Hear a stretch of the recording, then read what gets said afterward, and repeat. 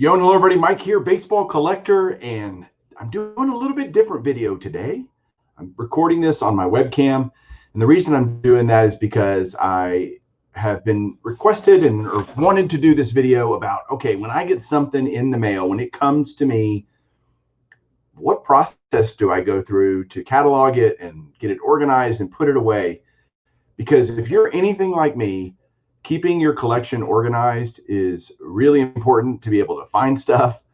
I'm like, I hear about people, oh, I can't find that. Well, I don't want to have that problem. I want to be able to have somebody say, do you have this card? And I want to be able to know where it is and know where to go find it.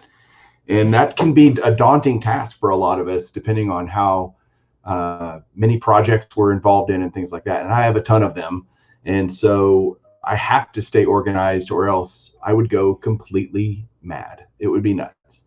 And so today I've got a perfect mail day to use to kind of show you guys what I do when something comes in the mail. And so I got two things in the mail today. I got just a slab, a 65 Topps leaders card with Ron Santo, Willie Mays, RBI leaders. So I got a regular slab because the process is different. And then I have an autograph. And the autograph that I got is from a fellow YouTuber, Joey Brings It, from Cali, YouTube Sports Card Hall of Famer, great channel.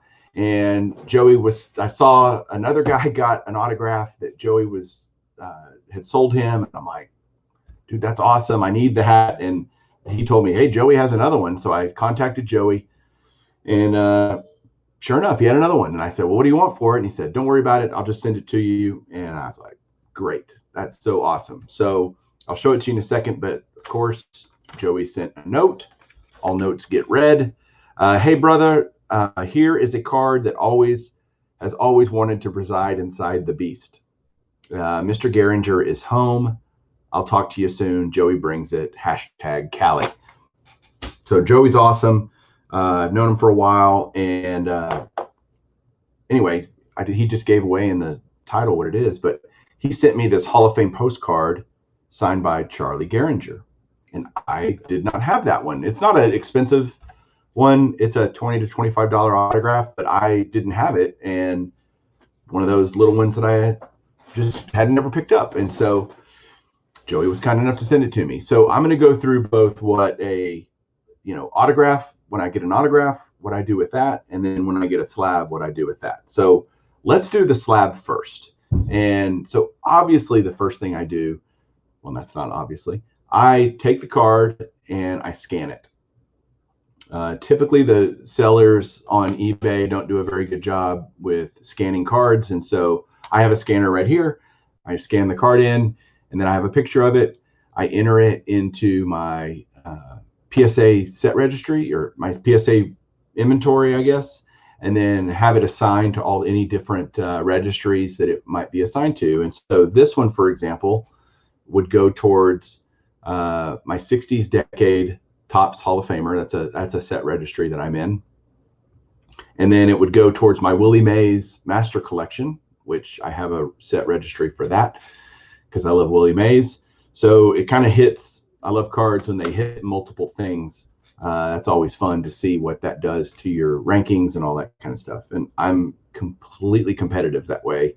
And for me, the set registries are like crack cocaine, very addictive. And I find them to be very fun and just seeing where you stand, And so I do that. I put it in PSA. I add what I paid for it. Norman just decided to come in here. He's running around. What I paid for it, where I got, to get it from eBay or somebody else, put the scan in, and the value of the card, which is typically what I paid for it at the time. And don't get me started on what PSA does with that. But so I get it handled on PSA. Then I need to log it into my system. And so I'm going to share with you my screen here. And so here is this gargantuan spreadsheet that I have that I use to track my whole collection. It's got everything from when I was down here. I've got Pudge and Josh Hamilton and Michael Young and my 1 of 1 master list, all the complete sets I have. All these are tabs at the bottom where I have different parts of my collection, different projects where I track them. And then I have, here's my 50s Masters collection of all the top, every card in the 50s that pictures a Hall of Famer is listed here. Purple means I have it. White means I don't. Yellow means I've bought it and it's on the way. So that way I don't buy it again, although I've still done that plenty of times before. And then I have one that's from 1960 all the way through 1989. And as you can see on the 60s here, it's all purple, right? So I track over here what year it is, what percent complete I am, how many do I have. And so I simply have who's on, what card is it, the grade that I have, what card number is it, the weight, because every card has a weight in the set registry. The higher the weight, the more either rare or valuable that card is. And then do I have it or not? And so it tracks that. And then 61, and you can see I've got a bunch of gaps there, 62, etc. And so we go down all the way to 1965. The card that I got is this RBI Leaders is card number 6. So I go to card number 6 and I just highlight that area and then I color it in with my purple, my TCU purple. I put the grade that I got, which this one was an excellent mint 6. And then I put a 1 just that I have it. And because what it's doing is it's counting all of these numbers. Like if I take that off, you'll notice over here on 65, I have 21 and I'm 39.62% of the way through it.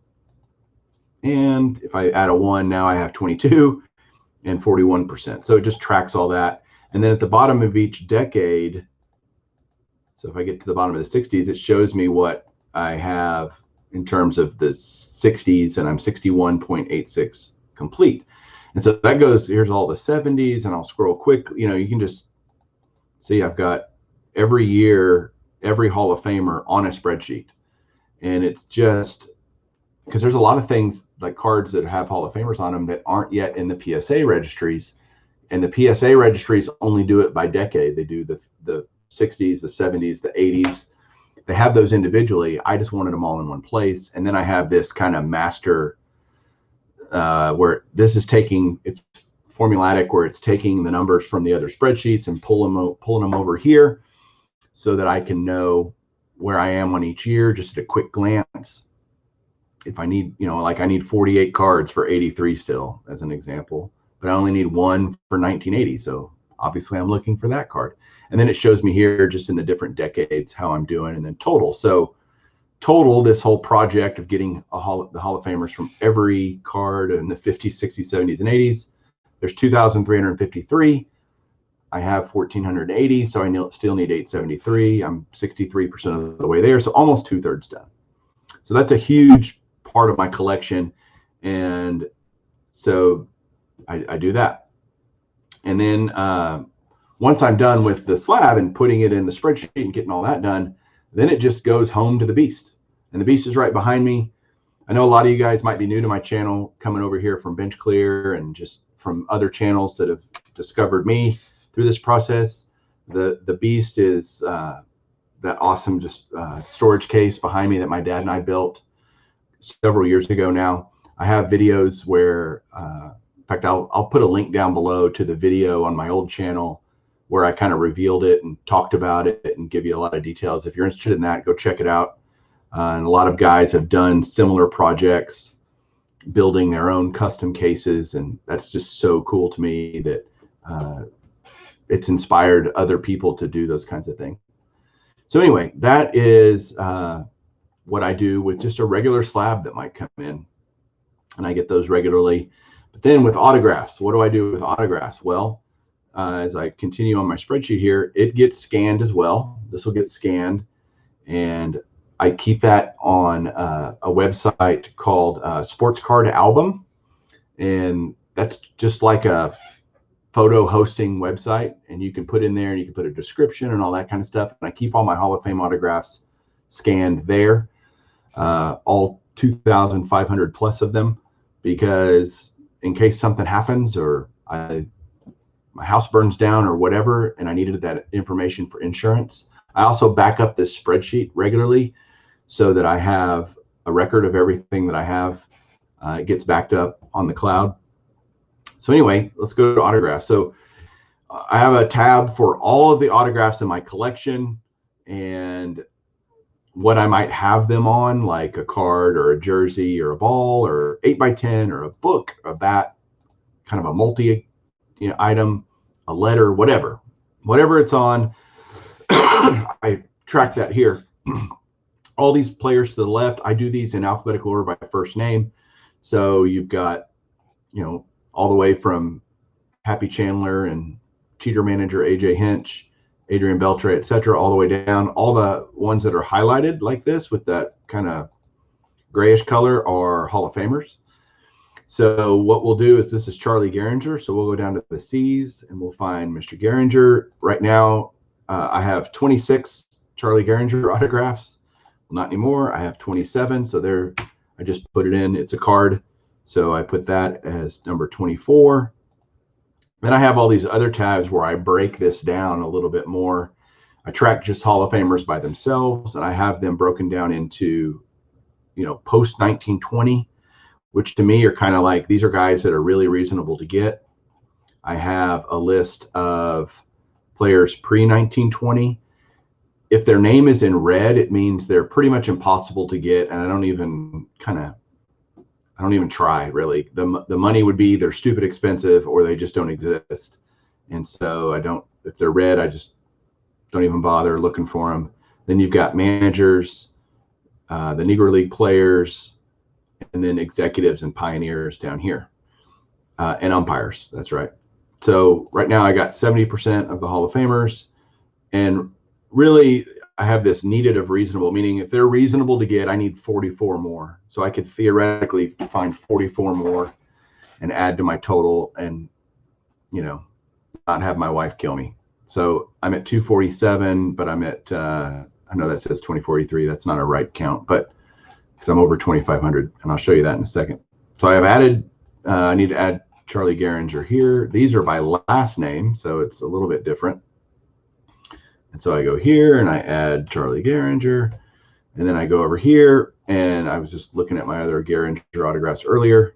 So this is a list of literally every item signed by a Hall of Famer. I've got them all here, and they're in alphabetical order.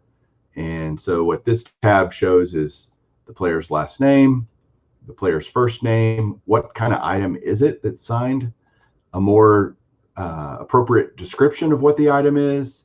If it has a print run, what is the print run? Is it slabbed or authenticated either by JSA, PSA DNA, Beckett Authentication Services, etc.? If the autograph is graded, I put that. And then I put notes, typically like if I bought it at an auction house or something like that. And then, so there's that. So what we'll do, I don't insert into the middle, and you can see this thing is gigantic. I get down here, I'm at 2501, which means I'm really at 2500 because there's one line up here. And so I'll add Gehringer in the bottom,